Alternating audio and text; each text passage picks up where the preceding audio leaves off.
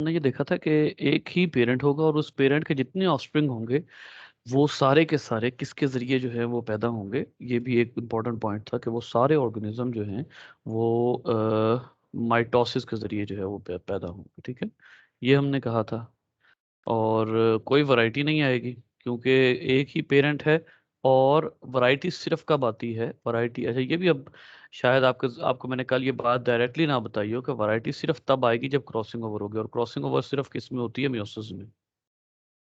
तो इसलिए कोई वैरायटी इसमें नहीं आ सकती। क्यों नहीं आ सकती? क्योंकि इसमें माइटोसिस होती है और गैमीट्स नहीं बनते। ठीक है, तो फिर ऐसी सूरत में क्या होता है कि फिर जो रिप्रोडक्शन होती है ना, फिर जो रिप्रोडक्शन होती है वो सिर्फ अपना नंबर इंक्रीज करने के लिए, नंबर ऑफ इंडिविजुअल्स इंक्रीज करने के लिए रिप्रोडक्शन की जाती है। अब गौर कर रहे हैं इस बात के ऊपर कि अगर एक ऑर्गेनिज्म सिंगल पेरेंट से, दो पेरेंट भी इन्वॉल्व नहीं है, दो पेरेंट इन्वॉल्व नहीं है, इसका सीधा सीधा मतलब ये है कि जब चाहेगा वो डिवाइड होगा। ठीक है, दोनों पेरेंट्स की इन्वॉल्वमेंट जरूरी नहीं है, वो जब चाहेगा डिवाइड होगा। और उसमें ये बहुत स्पीडी होता है, बहुत क्विकली होता है। ठीक है, क्विक मेथड होता है। तो इसका मकसद सिर्फ और सिर्फ अपना इंडिविजुअल नंबर ज्यादा करना होता है, अपनी पॉपुलेशन इंक्रीज करना होता है। तो ये जो एसेक्सुअल रिप्रोडक्शन है ये इस लिहाज से बहुत ही ज्यादा जो है वो इम्पॉर्टेंट है कि बहुत से सारे ऑर्गेनिज्म, बहुत ज्यादा ऑर्गेनिज्म अपना नंबर इंक्रीज करने के लिए एसेक्सुअल रिप्रोडक्शन यूज करते हैं। अब गौर कीजिए कि यहाँ पर अब ये वर्ड लिखा हुआ है क्लोन्स। क्लोन क्या होते हैं बेटा? क्लोन होता है एग्जैक्ट कॉपी। एग्जैक्ट कॉपी मतलब अगर एसेक्सुअल रिप्रोडक्शन के जो ऑर्गेनिज्म जो पैदा होने वाले हैं उनको देखा जाए तो वो अपने पेरेंट्स की एग्जैक्ट कॉपी होती है, क्योंकि मैंने आपको क्या बताया, वैरायटी नहीं आती। तो वो जाहिर है एग्जैक्ट कॉपी होंगे। तो ऐसों को हम क्या कहते हैं? ऐसों को हम आमतौर पर क्लोन कहते हैं, जो एग्जैक्ट कॉपी हुआ करते हैं। तो यही क्लोनिंग मेथड फिर हम यूज करते हैं अपनी बायोटेक्नोलॉजी में। वो इंशाल्लाह डिटेल में पढ़ते हैं कि वो हम कैसे करते हैं। लेकिन एक बात तो तय है कि यहाँ पर जो ऑर्गेनिज्म बनेंगे वो सारे के सारे 100% आइडेंटिकल टू देयर पेरेंट्स होंगे। ठीक है, अब अच्छा, प्लांट्स में ये आपने कहा जी। कि 100% कॉपी होती है, हम्म। तो मतलब कि बैक्टीरिया वायरसेस में भी यही होता है, फिर एसेक्सुअल रिप्रोडक्शन होती है। तो जी, फिर मतलब कि आजकल वो हो रहा है, मतलब कि वायरसेस, मतलब कि जैसे कोरोना की डिफरेंट किस्में हैं, मतलब वो कैसे होता है? वो 100% सेम तो नहीं है। बहुत अच्छा सवाल है बेटा आपका। वायरस का मसला है ये है कि वायरस जो है ना वो खुद तो कोई क्रॉसिंग ओवर नहीं करता। जब हमारी मुराद होती है ना कि 100% कॉपी है, तो उसमें ये होता है कि ये ऑर्गेनिज्म, आपने दो की बात की है, मैं इन दोनों को ही डिस्कस करूंगा। बैक्टीरिया और वायरस या किसी भी और ऑर्गेनिज्म में अपने पेरेंट से डिसिमिलैरिटी आए, उसकी वजह क्या होती है? उसकी वजह ये होती है कि सबसे पहले हम इनको क्यों कहते हैं कि ये 100% कॉपी होते हैं? उसकी वजह ये होती है कि ये खुद कोई वैरायटी नहीं ला रहे होते। क्यों? खुद वैरायटी तब लाते जब मियोसिस करते होते, ये मियोसिस नहीं करते। ठीक है, नो क्रॉसिंग ओवर। हाँ, एक बात का चांस इस जमीन पर मौजूद हर ऑर्गेनिज्म में मौजूद है, और वो है sudden change in any part of DNA. DNA के किसी भी पार्ट में ऐसा सडन चेंज जिसको रिपेयर ना किया जा सको। डीएनए में चेंज आते रहते हैं, डीएनए में मसाइल आते रहते हैं। हमारी बॉडी फटाफट, हमारी बॉडी हर वक्त हमारे डीएनए को स्कैन रखती है, स्कैन करती रहती है कि कहीं कोई गड़बड़ ना हो जाए डीएनए। ठीक है, तो ये क्या होता है कि इसमें sudden change in any part of DNA. अब ऐसी सूरत में दो चांसेस होते हैं।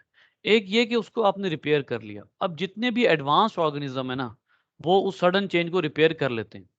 सारे के सारे वो एडवांस्ड ऑर्गेनिज्म उस सडन चेंज को रिपेयर कर लेते हैं। लेकिन some are not able to repair. उनमें कौन आते हैं? उनमें आते हैं बैक्टीरिया और specially virus. They are not able to repair their DNA. अब ऐसी सूरत में क्रॉसिंग ओवर की एबिलिटी ना होने के बावजूद वायरस में वैरायटी आ जाती है। लेकिन ये वैरायटी अनएक्सपेक्टेड है। क्रॉसिंग ओवर में 100% वैरायटी आनी ही आनी है अगली नस्ल में, चाहे वो एक कैरेक्टर में, वैरायटी आनी है। लेकिन यहां पर जरूरी नहीं है कि वैरायटी आए, चांस है, तुक्का है, एक एक फ्लूक हो गया, एक जो है वो अनएक्सपेक्टेडली एक चेंज आ गया, तो उसको आप कहते हैं फिर कि ये सडन चेंज आया है और उसको रिपेयर नहीं कर सकते फिर ये ऑर्गेनिजम्स। क्लियर हुआ? आपने तो स्लाइड से नहीं पढ़ा? हाँ, वो मैंने पढ़ाना मैंने स्लाइड से ही था, लेकिन मैं ये मिस कर गया था।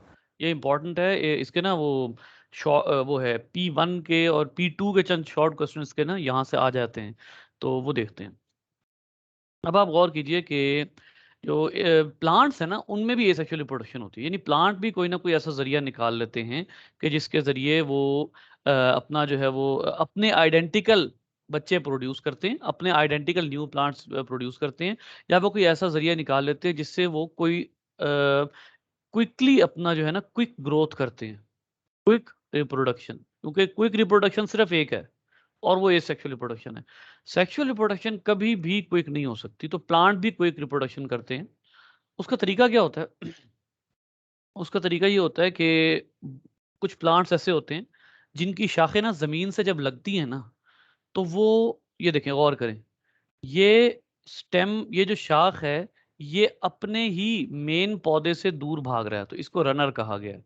ये दूर भाग रहा है और ये रनर पोज में है। आपने देखा होगा रनर्स का पोज ये होता है,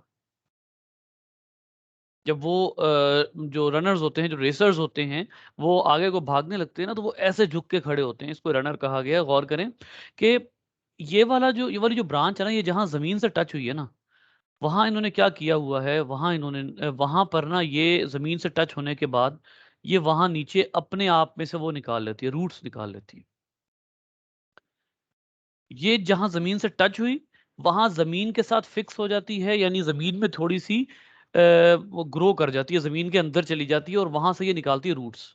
जब रूट्स निकालती है तो उसके बाद ये न्यू प्लांट भी ग्रो कर लेती है। अब ऐसे केस में हम क्या कहते हैं इसको, ये जो फिनोमिना इस प्लांट ने यूज किया है, इसको कहते हैं रनर। यानी एक जो है वो रनर की तरह की शेप बनी, रनर स्टेम, इस वाले स्टेम को आप रनर स्टेम कहेंगे।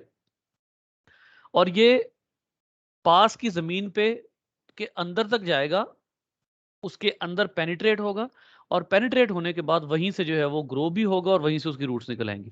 अब यहाँ पर देखिए, कोई सेक्सुअल रिप्रोडक्शन नहीं हुई, कोई मियोसिस नहीं हुई, कोई जो है वो स्पर्म एग तक नहीं गया। असल में जो सेक्सुअल रिप्रोडक्शन का थीम है वो है sperm should be reaching towards the egg. नहीं हुआ, वह खत्म हो गई बात। कोई स्पर्म नहीं इन्वॉल्व, कोई एग नहीं इन्वॉल्व, सीधा सीधा यहाँ आके वो ग्रो कर गया। तो ऐसे आमतौर पे रनर जो होते हैं ना, ये ग्रासेस होती हैं।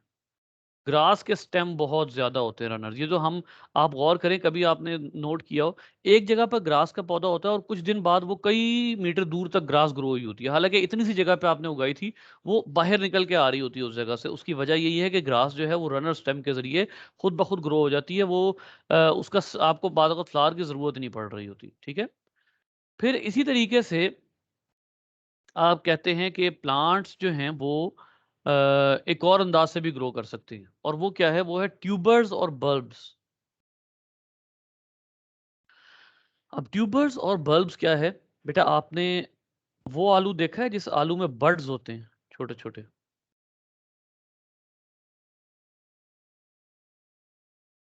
पता नहीं, आइडिया बहुत मुश्किल है, अब मार्केट में आता नहीं है ऐसा आलू। एक जमाना था, एक खास किस्म का आलू आया करता था, फादर या मदर से पूछिए, उन्होंने, उनको पता होगा। एक खास किस्म का आलू आया करता था, और उस आलू में ना एक खास पोर होता था, जिसको हम अपनी आम जबान में आंख कहा करते थे, और एक्चुअली ये क्या है, ये बड है, बड। ये क्या होता है कि आलू एक तो निकलता जमीन से है, ठीक है, आलू को जमीन से निकलने की वजह से हम क्या कहते हैं, ट्यूबर कहते हैं, ठीक है। लेकिन आपने ये जरूर देखा होगा कि अगर किसी जगह पर आलू पड़ा रह जाए, या आप आलू को जमीन में बो दें, तो आलू से एक नया पौधा निकल आता है। आलू से नया पौधा निकलता है जिसपे आलू तो नहीं लगते, लेकिन पौधा जरूर लगता है, ठीक है। या मैं आपको इसकी जो है वो ये डिपिक्शन दिखाता हूँ, आप इसी आलू को पकड़ें, आप इसको सॉइल में सो कर दें। आप इसको, ये आपकी सॉइल है, ठीक है, आप इसको सॉइल में इस तरह सो करें कि इसकी एक आंख ऊपर हो और एक आंख नीचे हो, गौर करें। ये आलू है, ये एक आंख ऊपर है, एक आंख नीचे है। जो नीचे वाली आंख होगी ना बेटा, वहां से निकल के आएंगी रूट्स, और जो ऊपर वाली आंख होगी वहां से निकलेगी शूट, यानी प्लांट का ऊपर वाला हिस्सा, और ये पूरा एक जो है वो छोटा सा प्लांट बन जाएगा। अब यहाँ पे किसी भी किस्म की कोई सेक्सुअल रिप्रोडक्शन नहीं हुई, ना स्पर्म एग तक गया, ना जो है वो कोई इस किस्म की चीज हुई, कोई जो है वो पोलिनेशन हुई, कोई इस किस्म का फिनोमिना हुआ। एक बात आपको और बता दूं बेटा, प्लांट में अगर आपने ये पहचानना है कि ये सेक्सुअल रिप्रोडक्शन है या एसेक्सुअल है, उसका सबसे अच्छा तरीका क्या है? उसका सबसे अच्छा तरीका ये है कि आप देख लें इन्वॉल्वमेंट ऑफ फ्लावर है। अगर फ्लावर इन्वॉल्व है तो वो सेक्सुअल है, और अगर फ्लावर इन्वॉल्व नहीं है तो वो एसेक्सुअल है। सीधी सीधी स्ट्रेट फॉरवर्ड मैंने आपको एक पत्थर पर लकीर रूल समझा दिया है।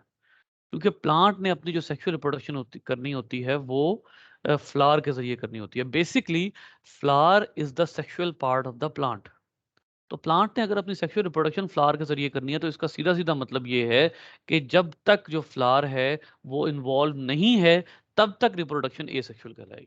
ठीक है, तो यहाँ कहीं भी फ्लावर इन्वॉल्व नहीं है। ये पोटैटो है, ठीक है, पीछे स्टेम था, कोई फ्लावर फ्लावर इन्वॉल्व नहीं है। फिर बल्ब्स, बल्ब्स कौन से होते हैं? ये तो आपने लाजमी देखा होगा, और वो क्या है? वो ये है कि आप प्याज को, प्याज जो है, ये शेप है प्याज की, ठीक है, ये प्याज को आप जो है वो जमीन में बो देते हैं, आप सॉइल में बो दें, ठीक है, इससे नए प्लांट, इससे इस तरह से छोटे छोटे पत्ते। हरा प्याज तो आपने लाजमी देखा होगा, ये तो हो ही नहीं सकता ना देखो, ठीक है। ये जो हरा प्याज है ये तो अक्सर औकात घरों पर होता है। तो जो हरा प्याज है वो कैसे निकलता है कि आप जो ओरिजिनल प्याज है उसको जमीन में बो दें, कुछ दिन बाद वो ओरिजिनल प्याज जो है उसके ऊपर से सब्ज पत्ते निकल आएंगे, ठीक है, पत्ते निकल आएंगे। अब ये एक न्यू प्लांट बन गया, इसका मतलब है कि उसने अपने आप को ग्रो कर लिया, ठीक है। तो ये जो प्लांट बना है, अब bamboo forest in China, bamboo is a type of grass and can reproduce asexually. Bamboo grass की टाइप है, और ये रनर के जरिए ग्रो हो सकती है। अब वेरी वेरी स्ट्रेंज, ठीक है। अब इसका मतलब ये हुआ कि इन ना इसमें फ्लावर की इन्वॉल्वमेंट, ना इसमें फ्लावर की इन्वॉल्वमेंट, और ना ही रनर्स में फ्लावर की इन्वॉल्वमेंट, कोई चक्कर ही नहीं है। लिहाजा इसका मतलब ये है कि ये सब के सब एसेक्सुअल रिप्रोडक्शन है। जी बेटा।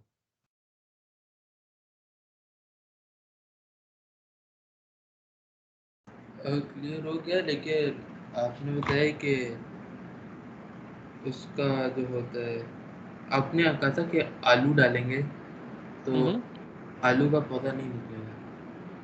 हाँ हाँ, अगर आलू डाला तो आलू का पौधा निकलेगा सर। आलू डालेंगे ना तो आलू का वो पौधा नहीं निकलता गालबन, जिसके बाद आगे आलू लगते हैं। लेकिन मैंने क्योंकि बोया नहीं हुआ, मुझे एग्जैक्टली अंदाजा नहीं है।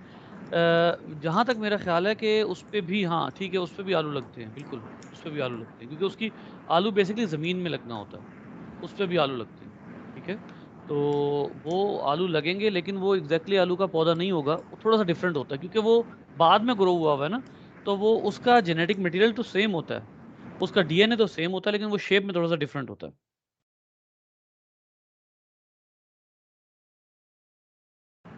ठीक है, हो गई एक मिनट रुकिए। बात।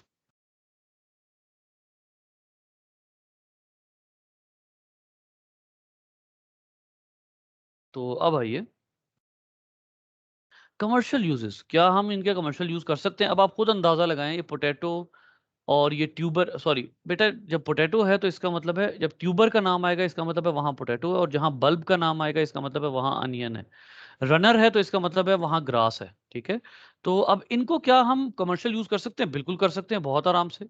जैसे बहुत से ऐसे गार्डनर्स होते हैं जो कटिंग्स यूज करते हैं। अब कटिंग क्या होता है? कटिंग ये होता है, एक प्लांट की शाख पकड़ो, जमीन में बो दो, इसको जमीन में बो दो। हाँ, शर्त क्या है? उस शाख में एक बड ऊपर हो, एक बड नीचे हो। नीचे वाले बड से रूट्स निकल आएंगी, ऊपर वाले बड से वो ग्रो कर जाएगा, मजीद आगे प्लांट ग्रो करेगा। सिर्फ क्या तरीका है? बट नहीं कर सॉरी सके, बट आपको जी, पता कैसे चलेगा ऊपर नीचे? वो आपने देखना है, वो आपका आर्ट है कि वो आप देख के पता लगाएं कि बड उसमें है कि नहीं, ठीक है। तो वो बड जो है वो, लेकिन अब आप यहाँ पर देखें थीम क्या है, गौर करें, इन सब में सिर्फ और सिर्फ क्या हो रही है, माइटोसिस।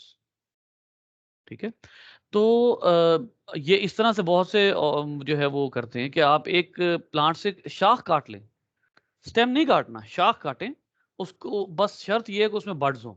आपको पता है कि हमारा जो रोज प्लांट है उनमें से 99% जो रोज प्लांट आपको मिलता है वो इस तरीके से प्रोड्यूस हुआ होता है, कटिंग के जरिए। शाख काटो, जमीन में बो दो, नया प्लांट निकल आएगा।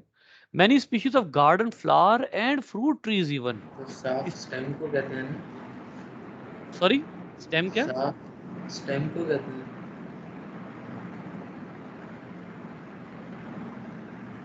क्या स्टेम को कहते हैं?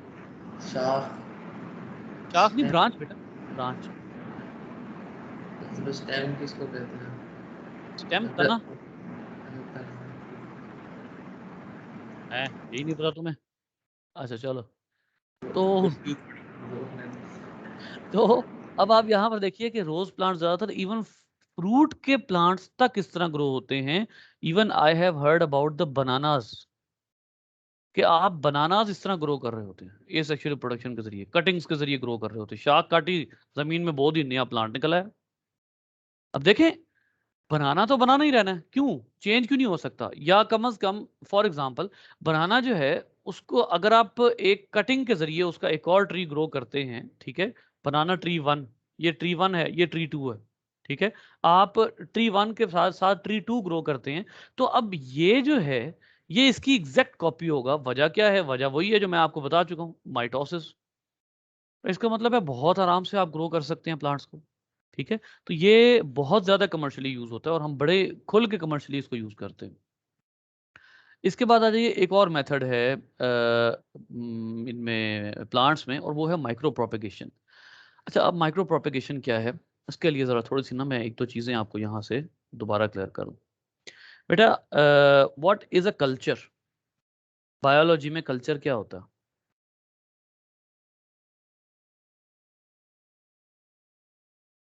बायोलॉजी का पता नहीं, वैसे तो जो आपके आसपास a medium containing all essential nutrients. मैंने आपको बताया था, इसी कल्चर को हमने बायोटेक्नोलॉजी में नाम दिया था ब्रॉथ का। ठीक है, लेकिन यहां आप ब्रॉथ नहीं यूज करेंगे, लेकिन बायोटेक्नोलॉजी में बैक्टीरिया के लिए कल्चर जो हमने लिया था उसको हमने ब्रॉथ का नाम दिया था। ठीक है बेटा, कोई भी मीडियम जो जहां पर इसेंशियल न्यूट्रिएंट्स मौजूद हों ग्रो करने के लिए, टू ग्रो, उसको हम क्या कहते हैं? उसको हम कल्चर कहते हैं। अब होता क्या है, गौर करें, होता कुछ यूं है कि आप एक अदद प्लांट लेते हो। प्लांट के बारे में थोड़ी सी इंफॉर्मेशन अब मैं आपको बता दूं। आपको एक बात बहुत अच्छे तरीके से पता है कि प्लांट जब ग्रो करता है तो वो दो दो इतराफ में ग्रो करता है, एक हाइट और एक विड्थ। इसका मतलब है कि प्लांट के पास कुछ ग्रोइंग पॉइंट्स हैं, ग्रोइंग पॉइंट्स, एक ये है और एक ये है। अच्छा, बाकी इतराफ में प्लांट ग्रो क्यों नहीं करता, हाइट और विड्थ में ही ग्रो क्यों करता है? इसका मतलब है कि प्लांट के इन स्पेशल पॉइंट्स पे क्या मौजूद है? ग्रोथ टिश्यू मौजूद है, ग्रोथ टिश्यू। यानी इसका मतलब है यहां पर भी ग्रोथ टिश्यू मौजूद है प्लांट के पास, और यहां साइडों पर भी ग्रोथ टिश्यू मौजूद है। इसको आप कहेंगे टिप ग्रोथ टिश्यू, जो प्लांट की टिप पर है। और दूसरा ग्रोथ टिश्यू होता है साइडवेज, उसको आप कहते हैं लेटरल ग्रोथ टिश्यू। जो प्लांट की गर्थ को, जो प्लांट की विड्थ को इंक्रीज करता है, उसको आप कहते हैं लेटरल ग्रोथ टिश्यू। और जो प्लांट की हाइट को ग्रोथ करता है उसको हम टिप ग्रोथ टिश्यू कहते हैं। ठीक है, प्लांट के ग्रोथ को हाइट और विड्थ में इंक्रीज करने के लिए ये टिश्यू यूज होता है। अब हम क्या करते हैं, गौर कीजिएगा, हम बड़ा जबरदस्त किस्म का काम करते हैं। हम यूँ करते हैं कि जी एक प्लांट जो है, सिर्फ एक प्लांट, उसका हम ग्रोथ टिश्यू उतार लेते हैं।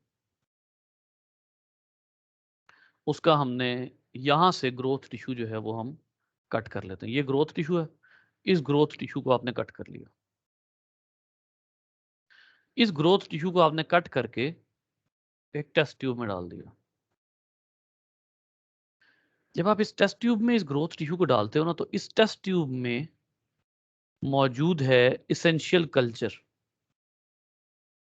इसेंशियल न्यूट्रिएंट्स मौजूद हैं उसको ग्रो करने के लिए, इस टिश्यू को ग्रो करने के लिए। आपने इसमें डाला, ये टिश्यू यहाँ पर कुछ दिन तक उसने माइटोसिस की, माइटोसिस करते करते करते करते वो यहाँ से एक नया प्लांट ग्रो कर दिया आपने। मतलब आपने सिर्फ यहाँ टिश्यू डाला था, पूरा प्लांट, पूरी शाख नहीं डाली आपने, सिर्फ टिश्यू डाला है। और टिश्यू डालने के बाद वहां माइटोसिस हुई और एक न्यू प्लांट जो है वो ग्रो हो गया, न्यू प्लांट ग्रो हो गया। ठीक है, अब ये जो न्यू प्लांट ग्रो हुआ, अब आप इसका भी थोड़ा सा टिश्यू ले लें, अगला ग्रो कर लें, उसका टिश्यू ले लें, अगला ग्रो कर लें। आप ये भी कर सकते हैं, यहाँ से दो दो सेल ले लें, दो दो सेल लेके तीन तीन टेस्ट ट्यूब में लेते जाएं, आप ग्रोथ पे ग्रोथ करते जा सकते हैं। ठीक है, इस फिनोमिना को दो नाम दिए जाते हैं, और कीजिएगा, इस फिनोमिना को नाम दिया जाता है, एक तो माइक्रो प्रोपेगेशन, यानी आप टिश्यू के जरिए प्रोपेगेशन कर रहे हैं। प्रोपेगेशन का मतलब होता है इंक्रीज करना। और दूसरा फिनोमिना, दूसरा जो नाम होता है, इसका पुराना नाम, उसको हम कहते हैं टिश्यू कल्चर। ये टिश्यू कल्चर होता है। और कर लें कि अब ये जो साइंटिस्ट है, ये क्या कर रही हैं, ये प्लांट टिश्यू को इन टेस्ट ट्यूब्स में, अब आप जरा गौर करें, वैसे तो आपके पास बुक होगी, आप इस पिक्चर पर गौर करें अगर, तो आपको पता लग रहा है इसके अंदर यहाँ पर प्लांट्स मौजूद हैं, हर टेस्ट ट्यूब में प्लांट ग्रो हुआ हुआ है। अब ये प्लांट थोड़ा सा भी, इसकी एज जो है वो अच्छी होती है, ये यंग होता है, तो आप इसको निकाल के सॉइल में ग्रो कर दे, बहुत बड़ी बड़ी क्रॉप्स इस तरह डेवलप की जा सकती हैं। आप ये देखिए इसका फायदा क्या है, large numbers of genetically identical plants होंगे, सारे जेनेटिकली आइडेंटिकल, माइटोसिस हुई भी है, सारे जेनेटिकली आइडेंटिकल होंगे। ठीक है, उसके बाद हाँ, जेनेटिकली मॉडिफाइड प्लांट्स भी यूज किए जा सकते हैं। डिफिकल्ट टू ग्रो, हाँ ये बड़ा इंपॉर्टेंट बात है कि आप लैब में इस तरह की कंडीशन क्रिएट कर सकते हैं। फॉर एग्जांपल, एक प्लांट है जो आपके एरिया के सीजन में ग्रो ही नहीं होता। दोबारा गौर करें, एक प्लांट है जो आपके एरिया के सीजन में ग्रो ही नहीं होता, आप लैब में आर्टिफिशियल कंडीशंस बना के उसको ग्रो कर लेते हैं। लैब में आर्टिफिशियल कंडीशंस दें, वो ग्रो हो जाएगा। ठीक है, इस तरीके से अब ये सारा काम किस में हो रहा है, ये सारा काम हो रहा है लैब में। आप लैब में कंडीशंस दें और अपने एरिया में वो प्लांट उगा लें, जो प्लांट जो है वो आपके एरिया की आम सॉइल में नहीं उग सकता, आम कंडीशंस में नहीं उग सकता, आप उसको अपनी लैब में ग्रो करके मार्केट में भेज देते हैं। मार्केट में भेजें आराम से, कोई मसला ही नहीं। ठीक है, तो ये एक तरीका है। इसमें फायदा किस बात का उठाया गया है बेटा, फायदा उठाया गया है एसेक्सुअल रिप्रोडक्शन का। मैंने आपको कहा था ना कि इसके बहुत ज्यादा फायदे हैं, आप मजे से ग्रो कर सकते हैं इसको, दूसरा पेरेंट भी नहीं चाहिए।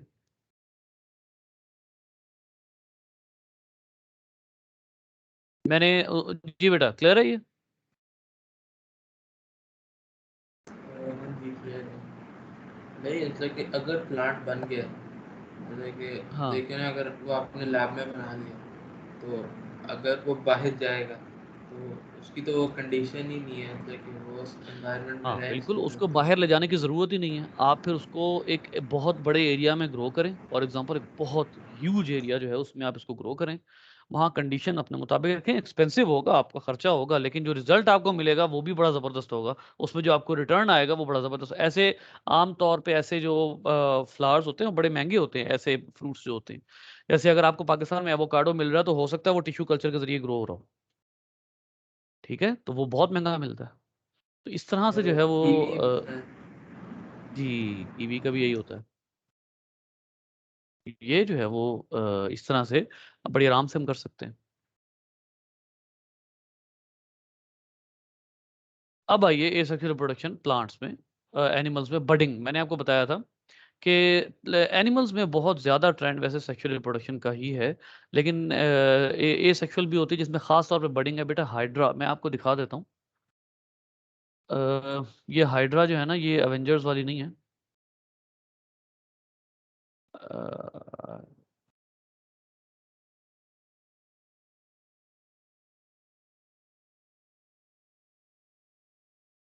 इसकी एचडी इमेज बड़ी ज़रूरी होती है, क्योंकि इसका ना समझ नहीं आता ये चीज़ क्या है। ये देखिए, ये ऑर्गेनिज्म है ये। ये देखिए, ये ऑर्गेनिज्म है, ये माइक्रोस्कोपिक होता है, ये आपको आम आंख से नजर नहीं आ सकता। ये देखिए, ये हाइड्रा है, ये माइक्रोस्कोपिक होता है, ऑलवेज फ्रेश वाटर, हमेशा वाटर में होता है, always aquatic, sorry fresh water नहीं, ऑलवेज एक्वाटिक। ठीक है, तो ये जो है वो अब ये इसके ये मेन प्लांट बॉडी इसकी कौन सी है, और main animal body, main body कौन सी है?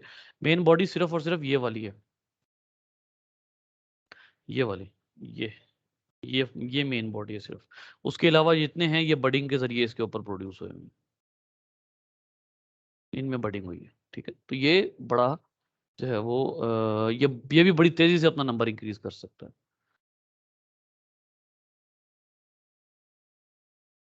अच्छा, अब क्लोनिंग का तरीका क्या है, गौर कीजिए, क्लोनिंग बड़े मजे की चीज है। क्लोनिंग अच्छा, ये आपने है कि एक और जी, आपने एक और तरीका बताया था, आपने कल भी उसको रिवाइज करा है, उसका नाम भूल गया, लेकिन जिससे 2 सेल्स बन जाते हैं। बाइनरी फिशन, हाँ, बाइनरी फिशन। तो इसमें वो और सिर्फ बड़ी फर्क क्या है? तो हाँ, 2 चीज़ देखिए, चीज़ें वही बन रही हैं। बडिंग बाइनरी फिशन ये होता है कि पहले से डीएनए डिवाइड हो जाता है, ठीक है, और उसके बाद जो दो सेल्स बनते हैं वो एग्जैक्टली इक्वल होते हैं, एक जैसे सेल बनते हैं। ठीक है, जो बडिंग होती है उसमें सेल के आउटर ग्रोथ बनना शुरू होती है, ठीक है, लेकिन अभी उसमें न्यूक्लियस नहीं गया, फिर वो थोड़ा सा बड़ा होता है, फिर अभी उसमें न्यूक्लियस नहीं गया होता। ठीक है, सेल की आउटर ग्रोथ, अब ये देखें, यहाँ आउटर ग्रोथ नहीं है, यहाँ सीधा सीधा सेल दरमियान में से डिवाइड हुआ है, यहाँ पे आउटर ग्रोथ है। फिर एक टाइम आता है आप उसको थोड़ा सा और बड़ा करके उसके अंदर न्यूक्लियस ऐड करते हो, ठीक है, फिर उसके बाद होते होते होते उसको बॉडी से अलग करते हो या नहीं करते हो, और वो सेल आमतौर पे पेरेंटल सेल से छोटा ही होता है। तो ये उस तरह दरमियान में से डिवाइड नहीं हुआ। ठीक है, तो ये जो है वो ये वजह है बडिंग और बाइनरी फिशन में, ये फर्क है। क्लियर हुआ? हाँ जी, क्लियर हो गया। इसका थोड़ा बता दें, बडिंग सिर्फ उसमें होती है, बडिंग प्लांट्स में होती है बस? नहीं नहीं नहीं, और बडिंग हो सकती है बेटा फंगस में, फंजाई में, यीस्ट में मैंने आपको दिखाई थी। ठीक है, प्लांट्स में हो सकती है, एनिमल्स में हो सकती है, मतलब ये तकरीबन सारे ही हो गए एक तरह से। और एनिमल्स में भी लोअर एनिमल्स हैं। और उसमें जी किसमें बताइए। होती है, जो होते हैं बाइनरी फिशन किसमें होती है? बाइनरी फिशन में ज्यादातर उनमें होती है बाइनरी फिशन जो यूनिसेलुलर ऑर्गेनिजम्स होते हैं।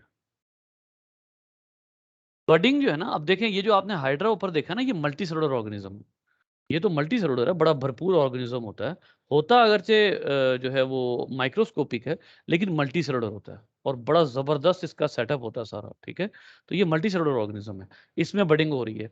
जो आमतौर पे बाइनरी फिशन होती है ना, वो सिर्फ और सिर्फ जो है वो यूनिसेलुलर में होती है।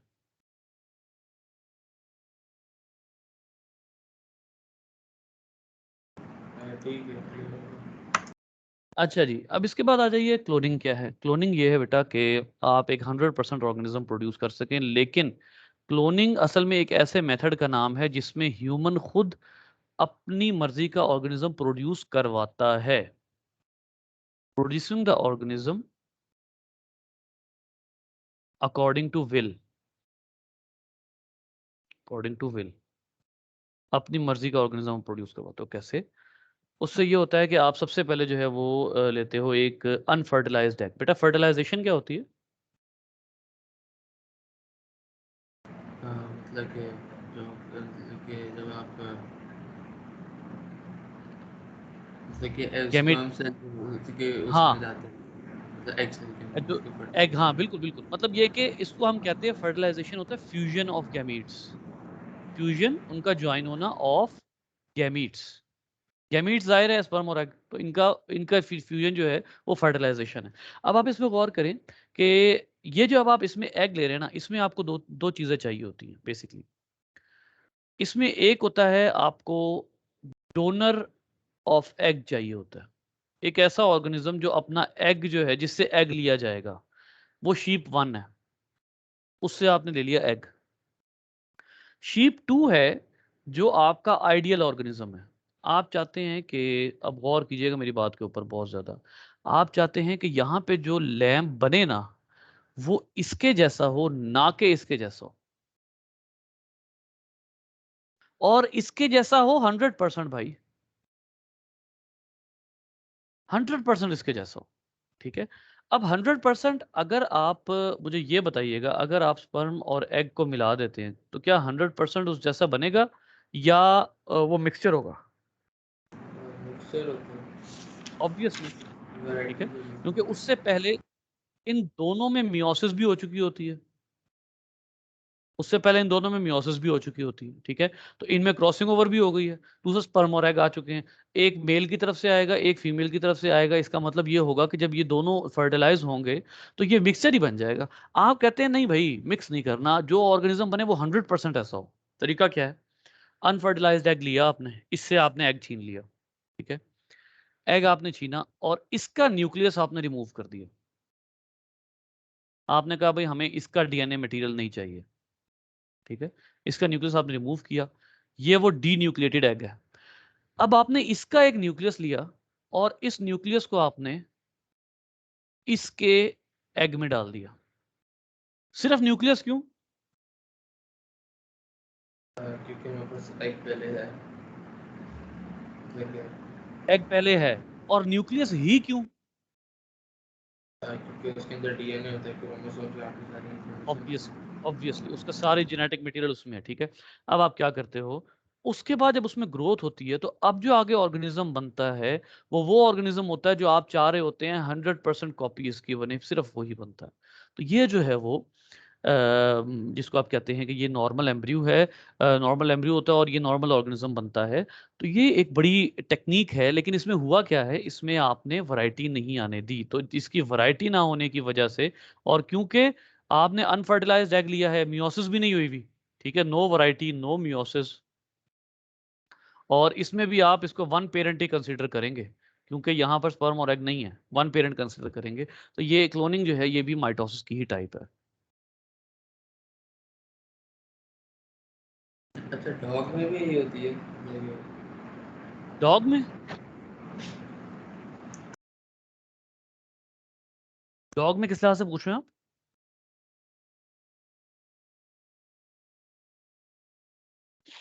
मतलब कि हमारे सामने वालों के पास डॉग है, तो उन्होंने करवाया है, मतलब उनके पास दो किस्म के, ठीक है। अब उनके डॉग का बच्चा हुआ, मतलब कि वो अपने वो जो है, मतलब कि वो फादर की तरह, मतलब कि वो नहीं मेल जी, की तरह, ठीक है, वो नहीं नहीं फीमेल नहीं, की तरह नहीं है, बिल्कुल भी नहीं। ये वो जो कैसे? प्रोसेस है ना, ये इंडस्ट्रियल प्रोसेस है, ये लैब में किया जा सकता है क्लोनिंग वाला।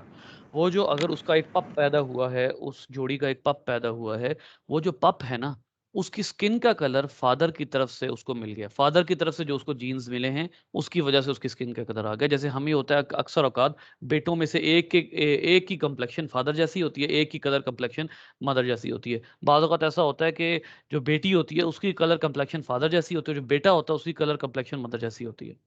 ठीक है, तो ये इस तरह के, ये तो सारा जीन्स है, इसमें टोटल मिक्सचर है। ठीक है, अब अगर उसकी स्किन फादर जैसी है तो हो सकता है उसके और कैरेक्टर्स जो हैं वो मदर जैसे हो, स्पीड मदर जैसी हो, कद मदर मदर जैसा हो, इस तरह से हो सकता है बिल्कुल। तो ये तो रिप्रोडक्शन है, ये मिक्सचर है, ये सेक्सुअल रिप्रोडक्शन। ले जी, अब आ हाँ, जाते हैं। ठीक है। अच्छा, एक और सवाल है, डीएनए चेंज हो सकता है? मतलब डीएनए चेंज आप किस एंगल से कह रहे हैं? नहीं, एक मैंने चीज़ देखी थी, एक सिंगर है वो बॉलीवुड का, उसने जब उसकी बीवी के मतलब कि वो प्रेग्नेंट थी, उसने डीएनए चेंज करवा के अपने बेटे की आंखें मतलब कि ब्लू करवा दी हाँ थी, जी, हाँ और जी। इस तरह। बेटा ये बहुत ज़्यादा हो रहा है, बहुत ज़्यादा हो रहा है, और चाइना में ये बहुत ज़्यादा हो रहा है, और ये मुश्किल नहीं रह गया अब ना। ये एक टेक्निक है, उसको क्रिस्पर कहते हैं। क्रिस्पर एक टेक्निक होती है बायोटेक्नोलॉजी में, उसके ज़रिए ये प्रोसेस हो रहा है बहुत ज़्यादा। अपनी मर्ज़ी के, इवन बाज़ औक़ात बच्चों में जो स्ट्रेंथ के जीन्स हैं वो अपनी मर्ज़ी के रखवा दिए जाते हैं, बहुत से आईक्यू तक के जीन्स जो हैं वो रखवा दिए जाते हैं। तो ये है, ऐसा बिल्कुल है। ठीक है, क्लियर हो गया। अच्छा जी, अब आगे चलते हैं जी। अब हमने जो प्रोसेस शुरू करना है, अब हमने जो टॉपिक शुरू करना है वो सेक्सुअल रिप्रोडक्शन है। हम बेसिक्स पढ़ चुके हैं बेटा मियोसिस की, ठीक है। तो अब हमने क्या पढ़ना है, अब हमने प्लांट्स पढ़ना है और अब हमने उसमें एनिमल्स पढ़ना है। अब मैं आपको यहाँ पर एक बात क्लियर कर दूं बेटा, प्लांट्स और एनिमल्स में सेक्सुअल रिप्रोडक्शन में क्या क्या पढ़ना है। प्लांट्स और एनिमल्स में इनके हमने सेक्सुअल ऑर्गन्स पढ़ने होते हैं, ठीक है। Sexual organs number 1। नंबर 2, इन दोनों में हमने ये पढ़ना होता है कि how the sperms and eggs are made, कहाँ बनते हैं, कैसे बनते हैं, ठीक है। और उसके अलावा ये होता है कि सेक्सुअल ऑर्गन्स कहाँ होते हैं, ठीक है। और उसके अलावा जो प्लांट्स हैं उनमें हमने सिर्फ प्लांट्स में उसमें हमने रिप्रोडक्टिव प्रोसेस भी पढ़ना होता है कि रिप्रोडक्शन कैसे होती है, रिप्रोडक्टिव प्रोसेस से क्या मुराद है। बल्कि ये थोड़ा सा हम एनिमल्स में भी पढ़ते हैं कि इसमें ये होता है कि how the sperm reaches the egg, कि हमने ये बात शुरू में ही कह दी है कि फर्टिलाइजेशन होना होना ज़रूरी है, स्पर्म का एग तक जो जाना है वो बहुत ज़रूरी है। तो how the sperm reaches the egg, ये सारे ये हमने 3 सवालात हैं जिनके बेसिकली हमने आंसर करने हैं इस पूरे टॉपिक में जो अब हम स्टार्ट करने लगे हैं, ठीक है। तो अब ज़रा शुरू करते हैं। सबसे पहले तो बेटा क्योंकि मैंने आपको पहले ही कहा था कि प्लांट्स का जो स्ट्रक्चर है जो कि सेक्सुअल रिप्रोडक्शन करता है या रिप्रोडक्टिव पार्ट है या सेक्सुअल पार्ट है वो बेटा फ्लावर है। तो उसमें हमने उसका स्ट्रक्चर देखना है, उसके बाद उसके तमाम जो है वो फंक्शन देखने हैं। अब आपने करना ये है, आज तो थोड़ा सा मुश्किल हो जाएगा। आपने करना ये है, कल आपने फ्लावर लेके आना है साथ, ठीक है। वो मैं आपको उसमें भी कुछ चीज़ें बताऊंगा, फ्लावर अपने पास रख के बैठिएगा, ठीक है। मैं आपको यहाँ से भी मैं कहीं ना कहीं फ्लावर पकड़ के ना कुछ चीज़ें यहीं से दिखा दूंगा। अच्छा, चलते हैं फ्लावर की तरफ। बेटा फ्लावर के ना कुछ पार्ट्स होते हैं, some parts are indirectly involved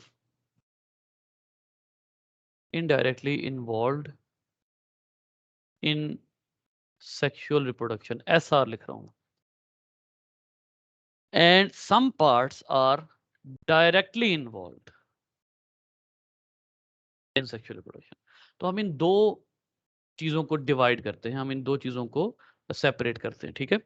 अब प्लांट के वो पार्ट्स जो कि डायरेक्टली इन्वॉल्व नहीं होते, इनडायरेक्टली इन्वॉल्व होते हैं, उनमें सबसे पहले फ्लावर का वो पार्ट जहां फ्लावर को सपोर्ट मिलती है, जिस जगह पर फ्लावर जो है वो मौजूद होता है, जिस प्याले में फ्लावर मौजूद होता है। ये देखिए यहाँ से ऊपर फ्लावर मौजूद है ना, यहाँ से ऊपर सारा फ्लावर है, ठीक है। तो जिस जगह पर फ्लावर मौजूद होता है उसको रिसेप्टिकल कहते हैं, जिस प्याली में फ्लावर पड़ा होता है, जिस चीज में फ्लावर होता है। और जिस ब्रांच के जरिए, जिसको आमतौर पे हम उर्दू में कहते हैं जिस डंडी के जरिए जो फ्लावर है वो अपने ट्री के साथ या अपने प्लांट के साथ लगा होता है, उस डंडी को हम क्या कहते हैं, पेडिसल। उस डंडी को हम पेडिसल कहते हैं, ठीक है। उसके बाद प्लांट का वो पार्ट आ जाता है जो आमतौर पर सब्ज पत्तियां, पत्तियां कहते हैं हम इसको। ये वो होती है जब भी कभी वो बंद होता है ना, फ्लावर जब भी कभी बंद होता है तो उसको ग्रीन पत्तियों ने ढका हुआ होता है, फिर वो आहिस्ता आहिस्ता ओपन होता है। तो वो ग्रीन पत्तियां जिन्होंने फ्लावर को ढका हुआ होता है, फ्लावर को बंद किया होता है, उनको आप क्या कहते हैं, उनको आप कहते हैं सेपल। ये आप सब चीजें बड़ी आराम से किसी भी फ्लावर में, कोई भी बड़ा फ्लावर ले आइए, आप आराम से उसको ऑब्जर्व कर सकते हैं। सेपल है, ठीक है। सेपल को आप, ये सेपल जो है ये इंग्लिश का वर्ड है। सेपल के लिए जो साइंटिफिकली वर्ड यूज होता है वो होता है कैलिक्स। कैलिक्स, ठीक है। फिर आ जाता है प्लांट का मोस्ट अट्रैक्टिव पार्ट बेटा, यहां आ जाती है कलर्ड पेटल्स। और ये कलर भी कौन सा colour, other than green, other than green, ठीक है। कलर्ड पेटल्स, ये सेपल्स जो हैं ये सिर्फ ग्रीन कलर की होती हैं, ओनली ग्रीन। इनको मैंने, और ये पेटल्स होती हैं, सेपल्स और पेटल्स। इनको मैंने कलर्ड क्यों लिखा है, क्योंकि इनमें ग्रीन के अलावा कलर होता है और आमतौर पे बड़े अट्रैक्टिव कलर होते हैं पेटल्स में, ठीक है। इस पार्ट को हम कहते हैं कोरोला। कलर की वजह से हम इसको कोरोला कहते हैं कि ये कलर्ड पार्ट है। और ख़ास तौर पर ये बड़ा इंपॉर्टेंट पार्ट है क्योंकि आप एक प्रोसेस होता है जिसमें बीज की इन्वॉल्वमेंट ज़रूरी होती है या इंसेक्ट की इन्वॉल्वमेंट ज़रूरी होती है, और इंसेक्ट्स को कलर बड़े पसंद होते हैं, ठीक है। तो वो अभी आगे पढ़ेंगे कि वो प्रोसेस क्या होता है। पॉलिनेशन का वैसे आपने नाम सुना होगा।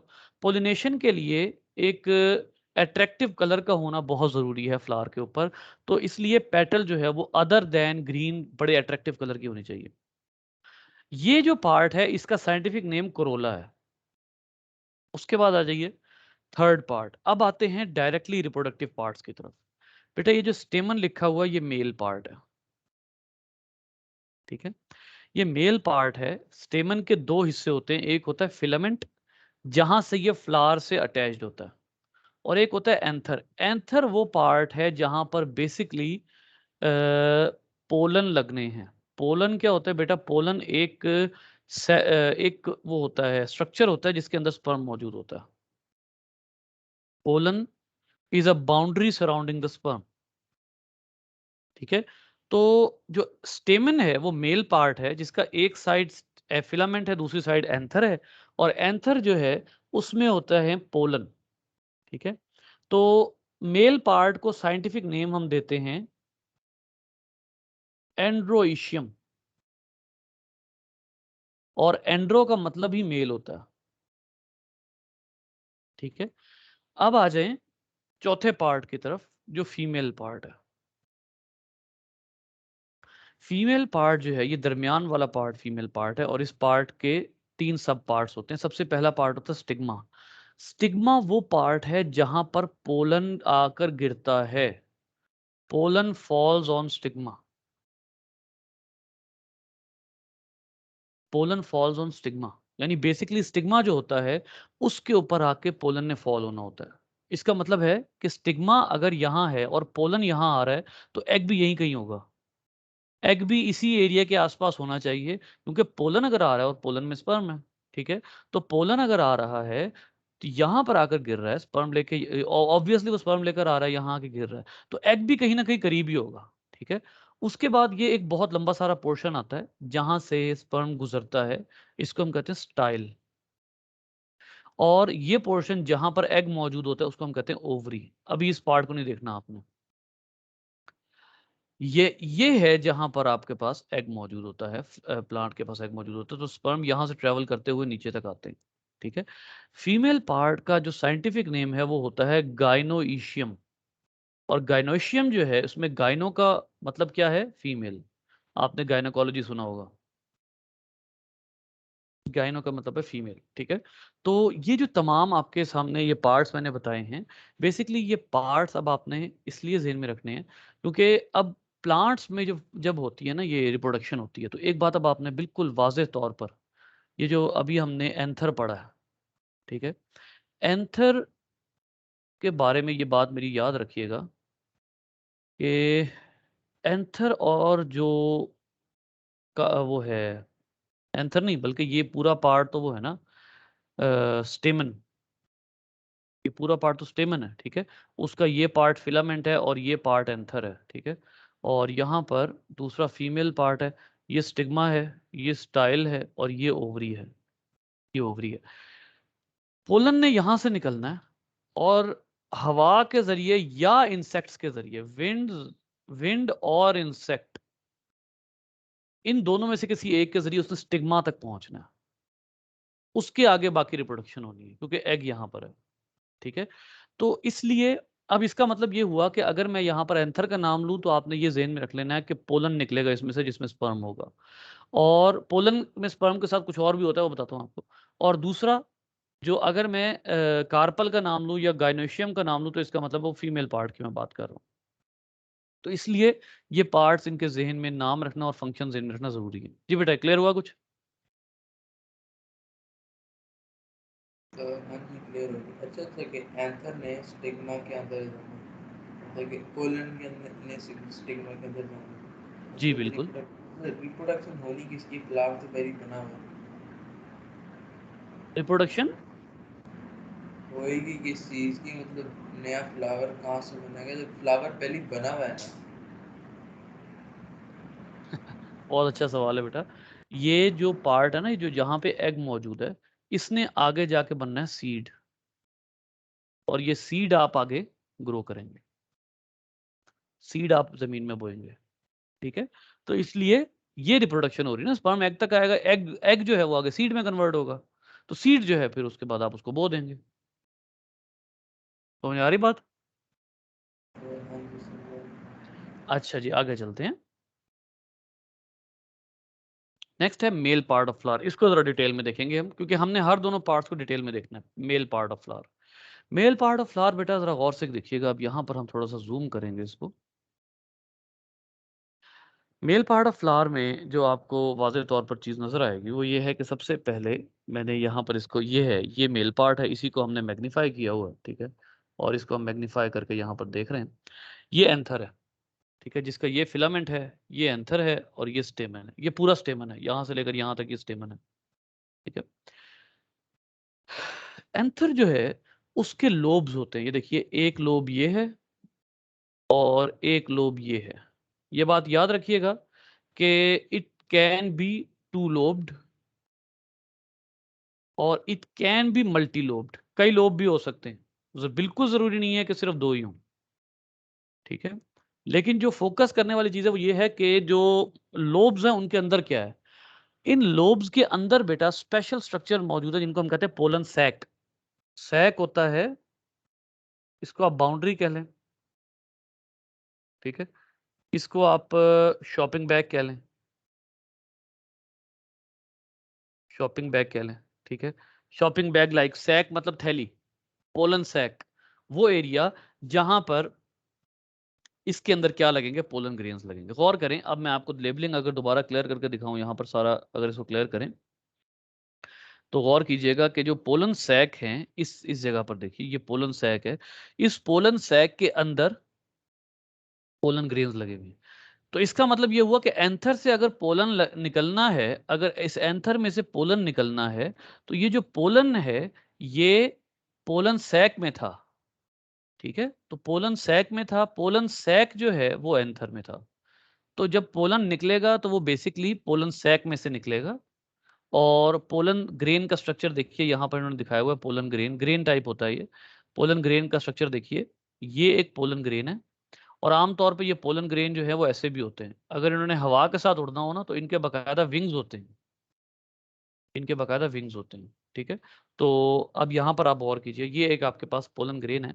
इस पोलन ग्रेन में देखिए, एक है पोलन ट्यूब न्यूक्लियस और एक है जनरेटिव न्यूक्लियस। बेटा याद रखिए, ये इसके अंदर जो दो न्यूक्लियस आपको नजर आ रहे हैं ना पोलन ग्रेन में, इस जनरेटिव न्यूक्लियस ने आगे जाकर स्पर्म बनाने हैं।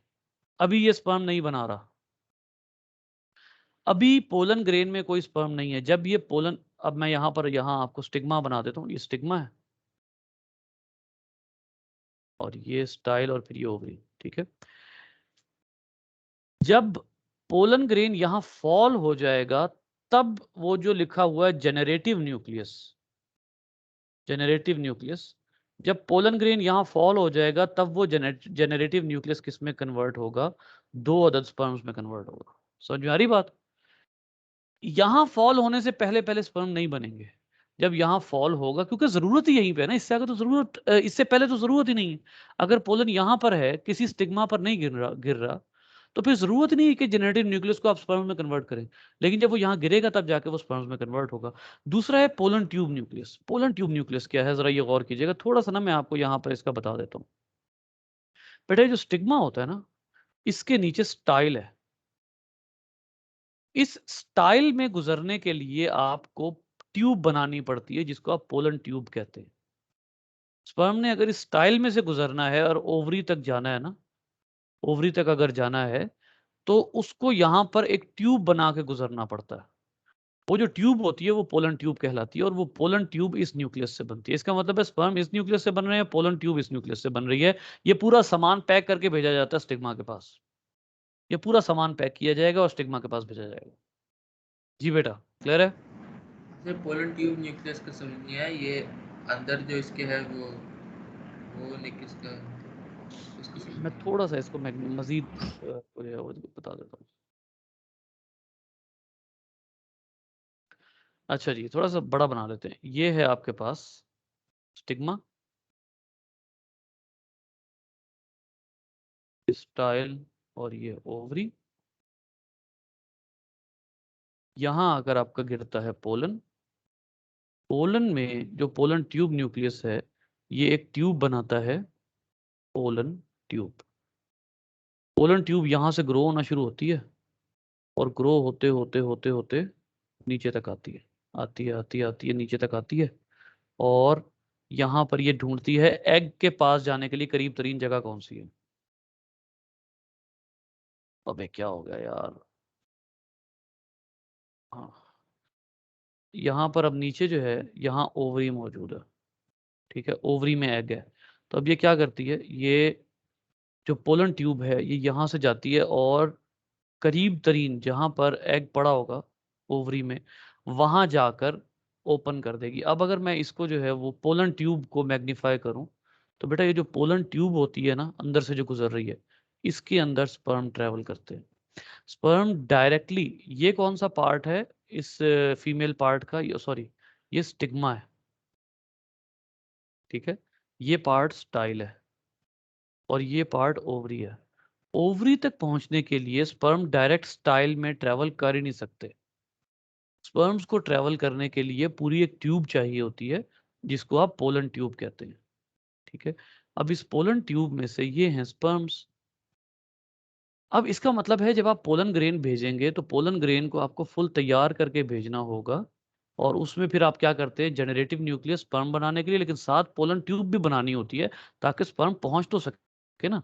ऐसे तो कोई रास्ता ही नहीं होता, स्टाइल जो है उसमें कोई रास्ता नहीं होता स्पर्म का, इल्ला ये कि उसके अंदर पोलन ट्यूब बने। पोलन ट्यूब बनेगी तो रास्ता पैदा होगा। कर हुआ? हाँ जी clear हो गया। अच्छा जी। अब आते हैं, ये थोड़ा सा पढ़ लेते हैं, बाकी हम आगे पढ़ेंगे female part of the flower. अब ये देखिए, ये कार्पल था, ये फीमेल पार्ट है यहां से लेकर यहां तक, ठीक है। इसी को हमने यहाँ मैग्नीफाई किया है, हमने यहाँ पर इसको मैग्नीफाई कर लिया, और मैग्नीफाई करने के बाद हम इसको देख रहे हैं। बेटा ये है फीमेल पार्ट, ये स्टिग्मा है। अब स्टिग्मा जो होता है ना, ये स्टिकी एंड शुगरी होता है। स्टिकी इसलिए ताकि पोलन ट्रैप हो जाए, और शुगरी इसलिए होता है ताकि जो पोलन ट्यूब है, पोलन ट्यूब बनाने के लिए एनर्जी बहुत चाहिए होती है। पोलन ट्यूब रिक्वायर्स एनर्जी, तो वो एनर्जी कौन दे देती है, वो शुगर दे देती है। यहाँ पे जो मौजूद शुगर है वो दे देती है एनर्जी। तो इसलिए जो है वो ये स्टिकी और शुगरी इसलिए होता है, ठीक है। अब पोलन जो है वो यहाँ पहुंच गया और यहाँ आकर फॉल कर गया। स्टाइल, इसमें से जो है वो गुजरेगी पोलन ट्यूब, ठीक है। ये पार्ट है, ये जो स्वॉलन पार्ट है, ये ओवरी है। ओवरी जो है बेसिकली, ओवरी को ओवरी क्यों कहा जाता है बेटा, ओवरी ओवा से निकला है, और ओवा का मतलब है एग, ठीक है। ओवा का मतलब है एग, और ये बेसिकली इसी में एग मौजूद होगा। लेकिन यहां पर हमने ओवरी को मजीद मैग्नीफाई करके देखना है कि ओवरी में और क्या क्या है। अगर आप ओवरी को मजीद मैग्नीफाई करके देखते हैं तो बेटा ओवरी में एक बड़ा ही स्ट्रॉन्ग स्ट्रक्चर मौजूद है। इस स्ट्रक्चर को हम क्या नाम देते हैं, इस स्ट्रक्चर को हम नाम देते हैं ओव्यूल का। ये ओव्यूल है, ठीक है। और ओव्यूल के अंदर ये पड़ा हुआ है एग, यानी इसका मतलब है कि ये ओवरी है, ये ओव्यूल है, और उसके अंदर जाकर पड़ा हुआ है एग, ठीक है। ओवरी जाहिर है ऊपर से स्टाइल आ रहा है, ओवरी ऐसे, ठीक है, उसके अंदर पड़ा हुआ है। तो egg is not directly in the ovary, but egg is enclosed bye another structure called as ovule, ovule. Ovule के जो है उसके ओव्यूल से ढका हुआ है। अब ये ओव्यूल में क्यों ढका हुआ है बेटा, असल में ना जो ओव्यूल है ना, बेसिकली उसने आगे आगे सीड बनना है। तो एग तो हो जाएगा फर्टिलाइज, एग को कवर करने के लिए आप ओव्यूल को क्या बना देते हो, सीड बना देते हो। लिहाजा जब आप सीड लेते हो तो उसके अंदर फर्टिलाइज्ड एग मौजूद होता है। जब भी आप सीड जो है वो जमीन में बोने लगते हो, उसके अंदर फर्टिलाइज्ड एग मौजूद होता है, ठीक है। जब ये एग, इसमें यहां पर एक और स्टेटमेंट आपको दूं, after fertilization After fertilization, the ovule turns into seed and egg. जी बेटा, फर्टिलाइजेशन के बाद एग क्या बन जाता है? सीड। नहीं नहीं नहीं नहीं, ओव्यूल ने सीड बनना है, एग बनेगा। मैंने आपको क्या कहा था उस दिन, जब स्पर्म और एग मिलते हैं तो क्या बनता है? ज़ायगोट। जी, जाइगोट। तो एग जो है वो जाइगोट बन जाएगा, एग जाइगोट बन जाएगा, ओव्यूल सीड बन जाएगा। तो इसलिए जो है वो जो सीड है, ओव्यूल की कवरिंग है वो जरूरी है, ताकि जब भी यहां से आप सीड निकालें तो एग प्रोटेक्टेड हो। ऐसा ना हो जाइगोट प्रोटेक्टेड हो, क्योंकि जाइगोट अगर प्रोटेक्टेड नहीं होगा तो वो मर जाएगा, खत्म हो जाएगा, प्लांट की सारी मेहनत रहेगा जाएगी। तो जाइगोट को कवर करने के लिए ओव्यूल की वॉल दी जाती है, ताकि वो फिर उसका सीड बनाया जाए।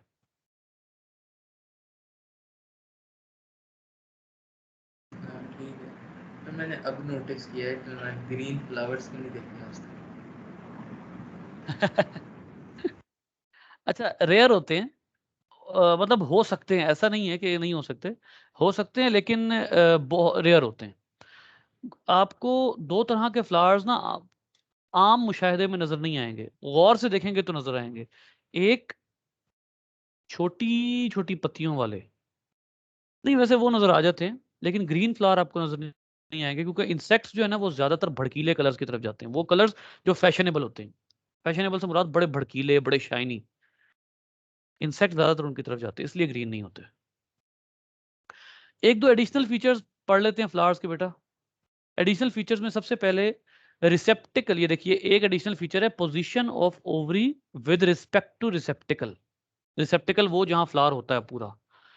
ओवरी अगर रिसेप्टिकल से ऊपर हो ना, ये देखिए ये ओवरी है, ये रिसेप्टिकल है। ओवरी अगर रिसेप्टिकल से ऊपर हो तो उसको हम कहते हैं सुपीरियर ओवरी। और अगर ओवरी रिसेप्टिकल से नीचे हो, रिसेप्टिकल ऊपर हो, ये देखिए ये पूरा रिसेप्टिकल है ये, यानी एक तरह से ओवरी इसके अंदर बंद हुई हुई है। और जो इवन जो पूरा स्टेमन पार्ट है, स्टेमन, जो स्टेमन पार्ट है वो भी ओवरी से ऊपर है। यहां देखें स्टेमन जब जहां से शुरू हो रहा है ना, मैं आपको थोड़ा सा जूम करके दिखाऊं, इसमें देखिए स्टेमन ओवरी के नीचे से शुरू हो रहा है, जबकि इसमें देखें स्टेमन ओवरी से ऊपर है। ठीक है, तो जहां स्टेमन ओवरी से ऊपर होगा वो ओवरी नीचे होगी, वो इंफीरियर है, रिसेप्टिकल के अंदर होगी। और जहां स्टेमन ओवरी से नीचे होगा, रिसेप्टिकल भी ओवरी से नीचे होगा, तो वो सुपीरियर ओवरी होती है। ठीक है, फिर बाइसेक्सुअल फ्लावर्स होते हैं, सेक्सेस इन फ्लावर्स। कुछ ऐसे फ्लावर्स होते हैं जैसे अभी आपने पढ़ा, जिनमें मेल फीमेल पार्ट एक ही फ्लावर पे होते हैं। Male and female parts are present on on a single flower. ठीक है, कुछ ये होते हैं, इनको कंप्लीट फ्लावर भी कहते हैं। कुछ होते हैं यूनिसेक्सुअल, जिनमें फ्लावर के ऊपर सिर्फ फीमेल पार्ट होता है, या जिनमें फ्लावर के ऊपर सिर्फ मेल पार्ट होता है। ठीक है, तो इनको हम यूनिसेक्सुअल कहते हैं, एक एक ही सेक्स ऑर्गन जो है इनमें मौजूद है, दोनों मौजूद नहीं है। ठीक है, तीसरी चीज जो फ्लावर का एडिशनल जो फीचर है वो है सिमिट्री। सिमिट्री है बॉडी शेप। बॉडी शेप मतलब ये है कि कुछ होते हैं जिनकी सिमिट्री जो है वो ऐसी होती है कि आप उनको चाहे इस एक्सिस से कट करें, चाहे इस एक्सिस से कट करें। अगर आप सिर्फ इस एक्सिस से कट करेंगे तब भी वो एक दूसरे की मिरर इमेज होगी, अगर आप सिर्फ इस एक्सिस से कट करेंगे तब भी वो एक दूसरे की मिरर इमेज होगी। ऐसी सिमिट्री को आप कहते हैं रेडियल सिमिट्री। यानी आप फ्लावर को जिस भी एंगल से कट करें, वो फ्लावर का की हर जगह एक दूसरे की मिरर इमेज हो। जैसे एक सर्कल है ना, इस सर्कल को मैं ऐसे कट करूं, ये दोनों मिरर इमेज होंगे। इस सर्कल को मैं ऐसे कट करूं तो ये दोनों मिरर इमेज होंगे।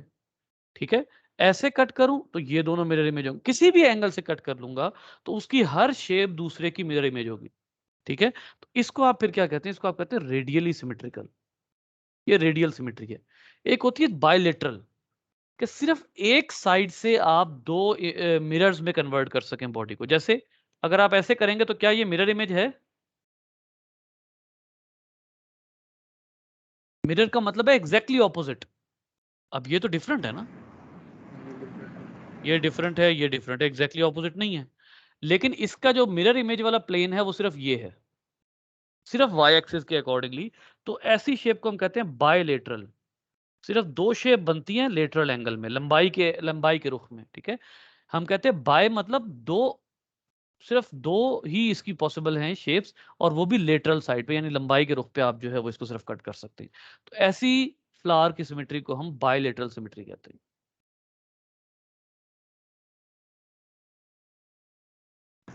ठीक है।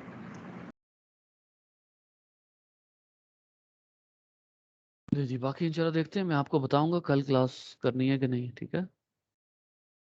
ठीक है।